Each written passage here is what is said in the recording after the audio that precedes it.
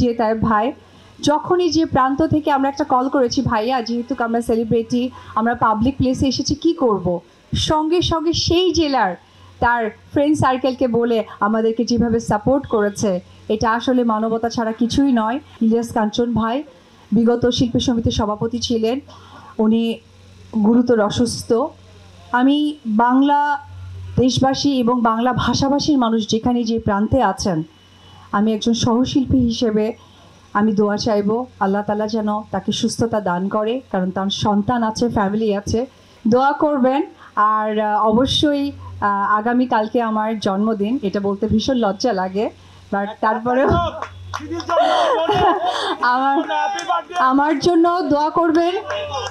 Thank you, আমার জন্য দোয়া করবেন, কারণ সর্বোপরি আমি একজন মা, আমি আমার সন্তানের জন্য বেঁচে থাকতে চাই, সুস্থ থাকতে চাই।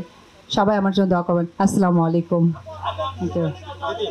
আচ্ছা, আমার ভক্তদের উদ্দেশ্যে একটি কথাই বলবো যে অপু বিশ্বাস এই নামটির অস্তিত্ব আমার মনে হয় আমার ভক্ত, দর্শক, নারীরা যারা আমাকে, উদ্যোক্তা নারীরা আমাকে সবসময় যেভাবে ইনভাইট করে তাদের জন্য। আচ্ছা, কাঞ্চন ভাই বেদের মেয়ে জ্যোৎস্না সিনেমাটি বাংলাদেশের ভাষাভাষীর মানুষ যারা যেখানেই আছেন এই নামটা আমার মনে হয় খুব সহজেই স্মরণ করতে পারবেন।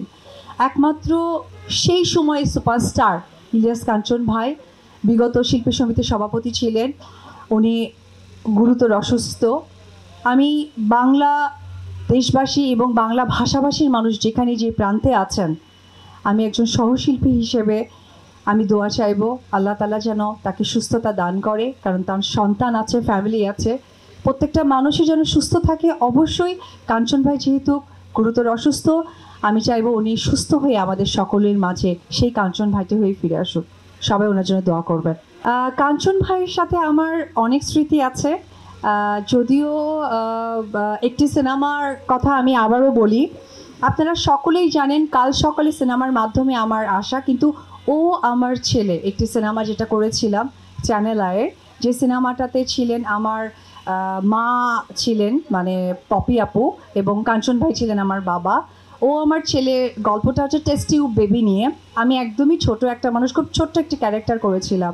আমি তখন দেখেছি একজন গুণী শিল্পী, আমি তখন একদম মানে আমি কিছুই না, নগণ্য একজন মানুষ যেটাকে বলা হয়, আমি তাদের কাছ থেকে সেই গুণী শিল্পীর যে ভালোবাসা, স্নেহটা আমি পেয়েছি। সো আমিও নিজেও, আমি সকলের কাছে আমি তার সন্তানের মতো, আমি তার জন্য দোয়া চাই।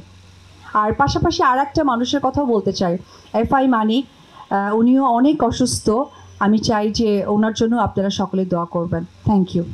দিদি দিদি একটু এক মিনিট একটু দিদির কাছে একটা কোশ্চেন। দিদির ইশাখার রাজা এসেছেন আপনার সাথে আজকে, আপনি ভুলে গেছেন বাংলাদেশ চলচ্চিত্রের senior vice president, superstar celebrity hero DA Tayeb ভাই এসেছেন। স্ট্রং কিং ইশাখা, 12 ভূঁইয়াদের রাজা, প্রতাপশালী রাজা, he is prince of people's heart. আমাদের অপবিশ্বাস দিদির নায়ক ইশাখার রাজা, যিনি অত্যন্ত ভালো মনের মানুষ, superstar celebrity hero DA Tayeb ভাই সম্পর্কে প্লিজ।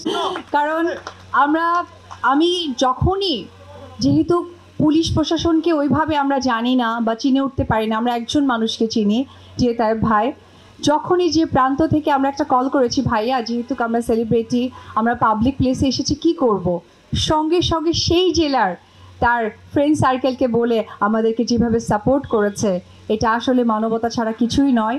আর আমার সৌভাগ্য হয়েছে তাইব ভাইয়ের সাথে একটি সিনেমায় স্ক্রিন শেয়ার করার। সো আমার নায়কের জন্য অনেক দোয়া, আরও যেন অনেক অনেক সিনেমা আমরা একসাথে করতে পারি, এটাই আমার আপনাদের কাছে বলা থাকবে। Thank you everyone, thank you.